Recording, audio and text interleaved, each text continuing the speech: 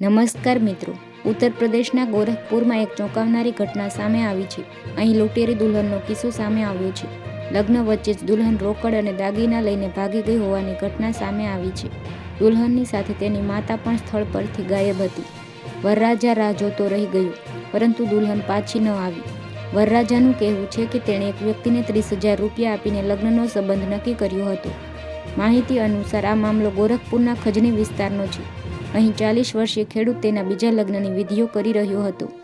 તેની પ્રથમ પત્નીનું થોડા સમય પહેલાં જ અવસાન થયું હતું. વરરાજા સીતાનગરના ગોવિંદપુર ગામનો રહેવાસી છે. તેણે લગ્ન માટે 30,000 રૂપિયા આપીને મધ્યસ્થીની મદદથી સંબંધ નક્કી કર્યો હતા.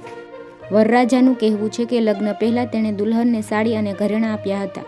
લગ્નનો અન્ય ખર્ચ પણ ઉઠાવ્યો. આ પછી તે પોતાના પરિવારના સભ્યો સાથે લગ્ન કરવા મંદિર પહોંચ્યો, જ્યાં દુલ્હન તેની માતા સાથે હાજર હતી.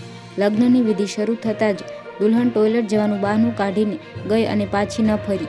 દરમિયાન તેની માતા પણ ગાયબ થઈ ગઈ. વરરાજાએ કહ્યું કે મેં મારું ઘર ફરી વસાવવા માટે લગ્નનો સંબંધ નક્કી કર્યું હતું, પરંતુ બધું જ લૂંટાઈ ગયું. આ મામલાને લઈને ગોરખપુરના એસપી જીતેન્દ્ર કુમારે કહ્યું કે હજુ સુધી આ મામલે કોઈ ફરિયાદ મળી નથી. જો ફરિયાદ મળશે તો સમગ્ર ઘટનાની તપાસ કરવામાં આવશે. તો હાલ માટે આટલું જ. મળીશું નવી અપડેટ સાથે. જો તમને અમારો વિડીયો પસંદ આવ્યો હોય તો વિડીયોને એક લાઇક કરી દેજો અને ચેનલને સબસ્ક્રાઈબ કરવાનું ભૂલતા નહીં મિત્રો.